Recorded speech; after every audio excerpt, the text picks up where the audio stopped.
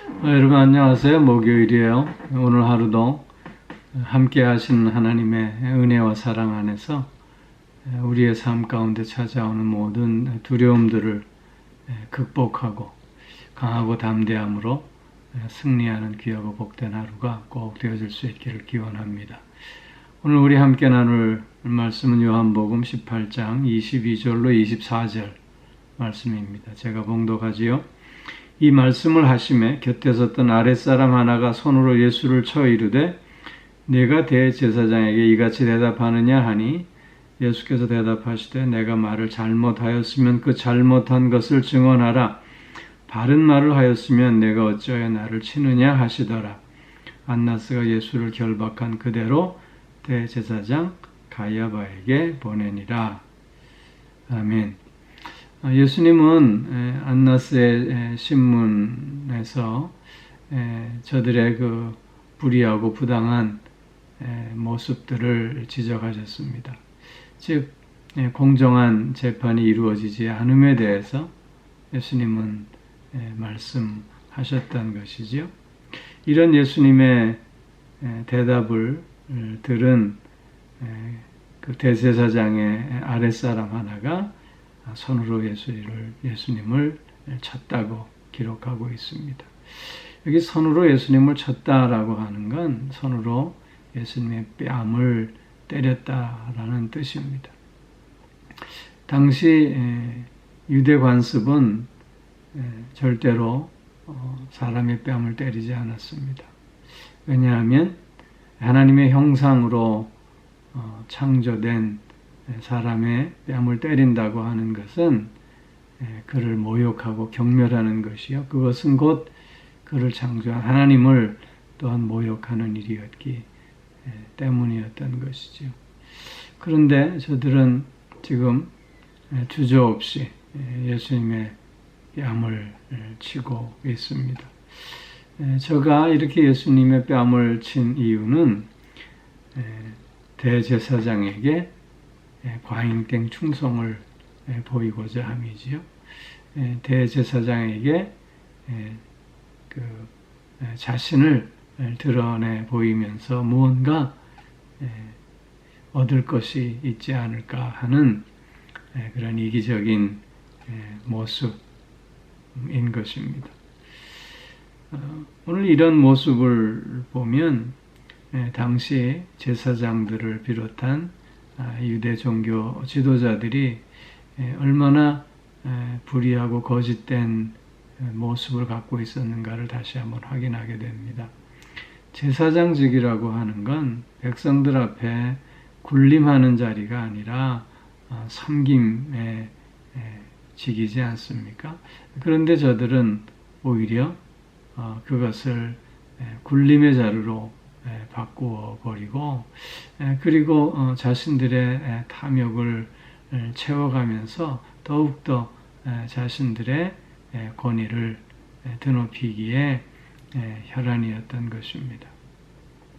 오늘 이런 신문의 과정에서 이런 일들이 서스럼 없이 일어난다고 하는 것은 그만큼 그 제사장들의 권위를 저들이 얼마나 추구하고 있었는가를 또 간접적으로 보여주고 있는 모습이라 하겠습니다. 이런 행위에 대해서 어떤 처벌이라든가 또한 못하게 하는 경고라든가 이런 것이 있어 왔다면 아마 예수님에 대한 이런 행위도 없었지 않았을까 싶습니다. 저들은 자신들의 권위에 도전한다 싶으면 하나님의 이름을 빌어서 저들을 정죄하기에 바빴던 것입니다. 그렇기에 그들 앞에 어떤 불의한 모습이 있다 할지라도 그것을 묵과하며 지나갔고 그러면서 자신들의 권위를 더 세워 나갔던 것입니다. 그런가 하면 예수님의 뺨을 친 이 아랫사람은 아주 기회주의적인 사람인 것이지요. 이번 기회에 자기의 충성심을 보임으로 무언가를 얻어 내고자 하는 숨은 의도를 갖고 있었다고 보겠습니다. 이런 저들의 불의와 이런 저들의 무지 앞에 예수님은 속절없이 그 모든 것을 온몸으로 받아내고 계심을 보게 됩니다. 예수님은 무죄하신 분이고 예수님이야말로 참대 제사장이지 않습니까? 그런데 그런 예수님을 불의와 거짓으로 가득 찬 저들이 신문하고 또한 예수님에게 이런 폭행을 가한다고 하는 것 참 안타깝고 또 무지한 일이 아닐 수 없는 것이지요. 세상은 이처럼 무지와 불의가 판치고 있습니다.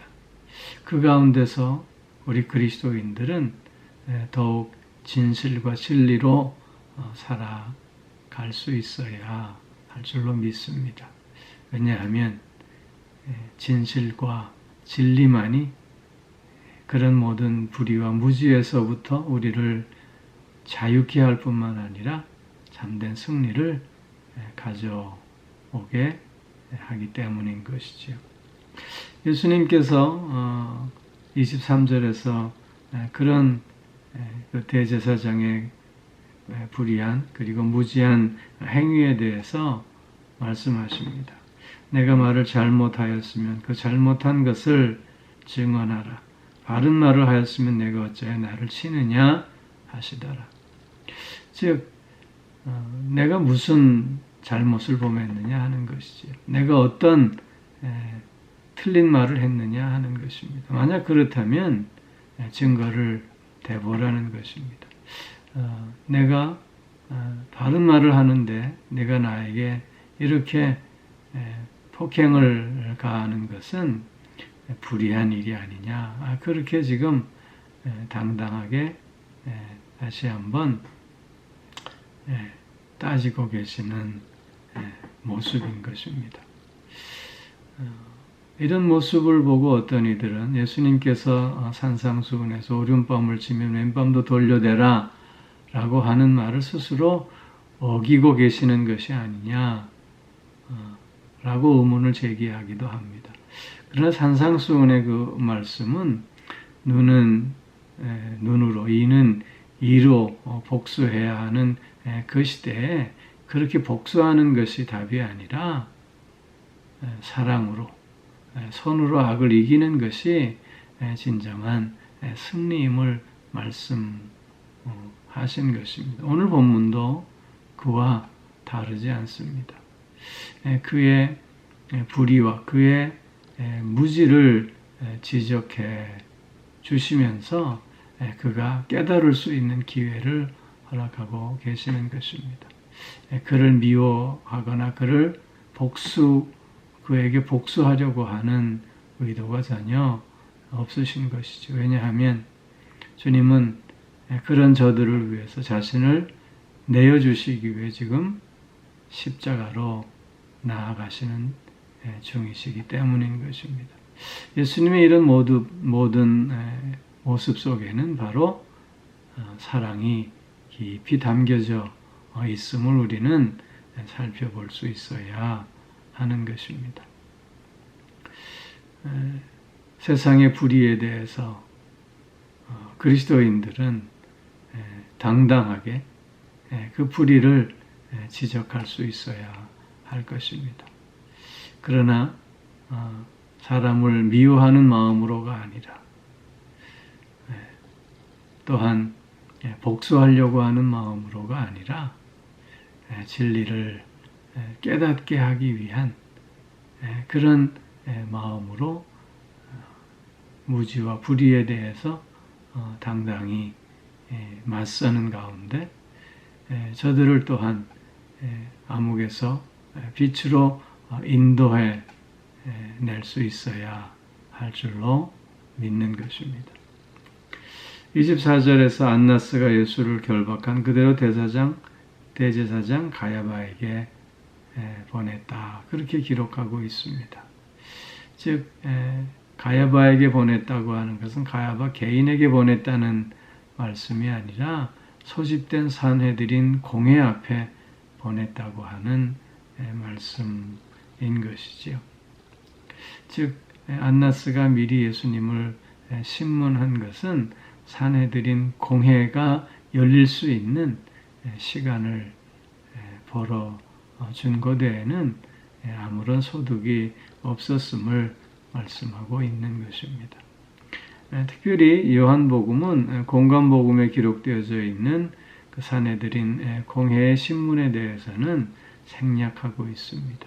그 이유는 공관복음에 기록되어 있는 말씀은 될 수 있을수록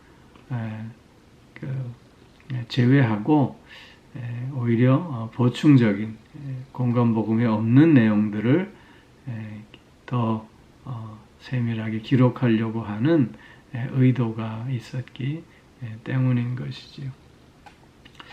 오늘 불의한 저들의 모습과 그 불의에 대해서 당당하게 맞서고 계시는 주님의 모습을 같이 생각해 보았습니다.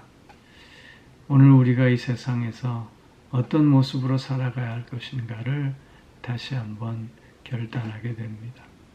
진실과 진리로 살아감으로 불의와 무지에 당당히 맞서는 우리 모든 그리스도인들의 삶이 꼭 되어질 수 있기를 주의 이름으로 축원합니다. 기도하겠습니다. 사랑의 아버지 하나님,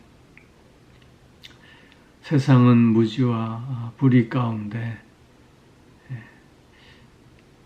자신이 가는 길이 죽음의 길인지도 모르고 달려가고 있지만, 그러나 하나님의 자녀로 부름받은 우리 모든 그리스도인들은 그래서 빛으로 소금으로 진실과 진리로 삶으로 그 사명을 온전히 감당하기에 또한 부족함 없게 하여 주시옵소서. 아버지 하나님, 늘 그래서 진리의 말씀을 분별할 줄 아는 지혜를 허락하여 주시고, 또한 그 말씀에 순종으로 나아가는 믿음과 또한 용기도 더욱 허락하여 주시옵소서. 오늘도 영육간의 강건함으로 붙들어 주시고, 우리의 가정과 자녀들을 또한 은혜 가운데 지켜주시고 친히 주장하시고 인도하여 주셔서 건강한 가정 이루어갈 수 있게 하여 주시고, 또한 믿음과 또한 주님 주시는 지혜와 명철로 승리하는 복된 자녀들 다 되어질 수 있게 하여 주시옵소서. 몸이 불편한 이들 오늘도 불쌍히 여겨주셔서 치유의 광선을 쏘여주시고, 상한 마음들, 또 이런저런 속상한 마음들, 또 슬픈 마음들, 또한 좌절하고자 하는 그 마음들을 주님께서 위로하여 주시고 새 마음으로 일으켜 세워 주시옵소서. 소망이 넘치게 하시고, 그래서 평안이 더욱 넘칠 수 있게 하여 주시옵소서. 이 땅에 늘 주님의 평화가 더욱 풍성히 임할 수 있게 하여 주시고, 하나님의 정의가 강물처럼 흘러넘칠 수 있게 하여 주옵소서. 오늘도 진실과 진리로 살아내는 한 날 되게 하여 주실 줄 믿사오며, 이 모든 말씀 우리 주 예수 그리스도의 이름으로 기도하옵나이다. 아멘.